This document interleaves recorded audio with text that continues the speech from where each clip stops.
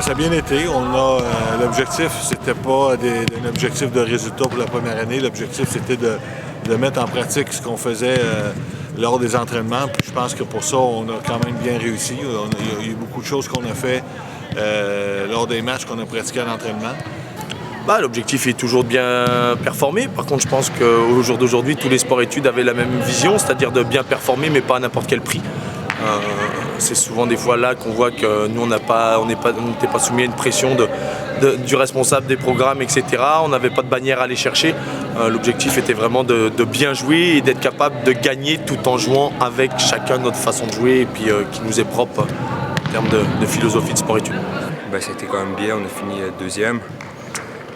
C'était un bon niveau, puis j'ai trouvé ça quand même assez le fun. Hein. Ouais, c'est sûr, on avait un objectif, puis on essaie de donner le meilleur de nous-mêmes pour performer au niveau de la ligue. C'était plus le fun entre coéquipiers, puis je pense que le classement est toujours important si on a un objectif, puis on veut finir premier.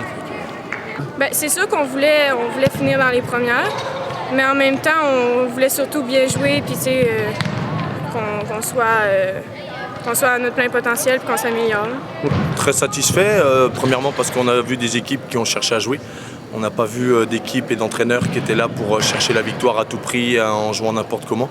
Donc ça a donné des matchs quand même relativement très intéressants, avec un fond de jeu qui était correct de la part de toutes les équipes, un état d'esprit qui était bon, il y avait de l'intensité, mais en même temps, voilà, le but de toutes les équipes était de produire du jeu. C'est certain qu'il y a des choses qu'on a fait qui nous ont coûté des matchs parce qu'on n'a pas réalisé de façon parfaite et ça nous a coûté des buts. Mais si je trace un bilan de la saison, pour moi, c'est un bilan positif. Ça allait bien au début de l'année, ça allait vraiment bien, on jouait bien. Les 2 derniers matchs, ça a un peu moins bien été, mais quand même, on a vraiment eu du fun ensemble, puis ça nous a tous rapprochés. Quand on a un match durant la semaine, puis on fait un entraînement, on sent qu'il y a une concentration un peu plus grande. Quand tu as un match, tu te prépares en fonction du match, tu travailles des choses techniques, tactiques, que tu veux mettre en pratique dans le match. On est un peu plus attentif et on essaie de réaliser ces choses-là. Je n'ai pas amené tout le monde. Il y a des joueurs qui n'ont pas été convoqués, problème d'attitude, problème d'intensité, problème de compréhension, de respect des consignes. Il y a d'autres joueurs qui étaient blessés, qui comprenaient, qui n'étaient pas convoqués parce qu'ils n'étaient pas blessés.